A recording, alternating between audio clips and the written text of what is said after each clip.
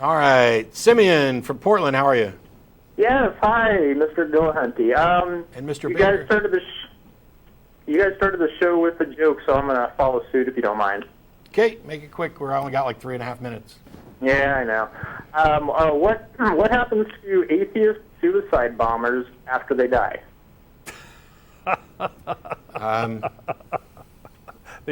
Nothing. Nothing. They get 72 non-virgins. They what? 72 non-virgins. 72 non-virgins. Okay, bump. I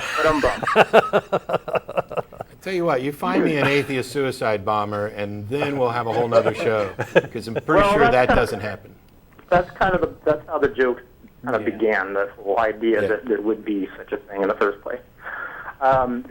Anyway, the reason I called was because in response to a topic I heard a couple of weeks ago on the show, which is that there was a teacher who had students step on a piece of paper with the name Jesus on it. Does that ring a bell? Yes. Okay, and I thought about that, and it occurs to me that if I was in that position, I'm an atheist, but if I was in that position, I would actually refuse. And the reason being is that I find that any kind of coercion from one person to another to make a theological statement is unethical. And I think that was a point that may have been overlooked, that as, to be credible humanists, I guess, in this world, that we should... I completely disagree.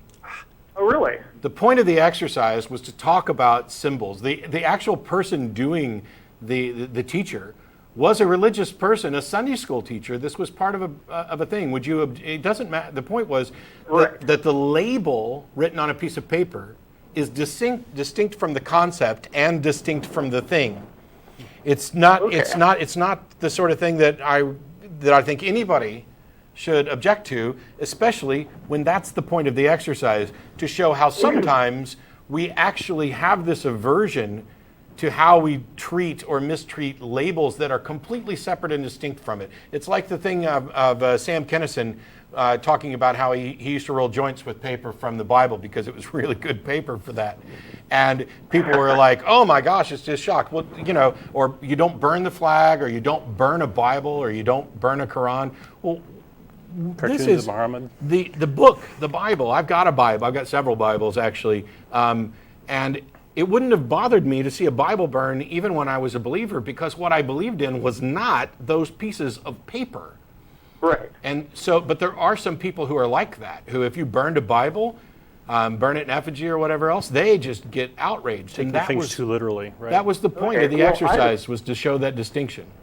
Right. I don't have a problem with that. The distinction I'm making is between whether the instructor stepped on the paper himself or whether he told his students, you have to step on the paper or else you flunk the class or whatever. Well, first of all, there was no you do this or you flunk the class. But second of all, I don't see why it makes a difference what the teacher does. But the thing is, the student that was suspended was not suspended for not participating in the exercise. He was suspended for threatening the teacher.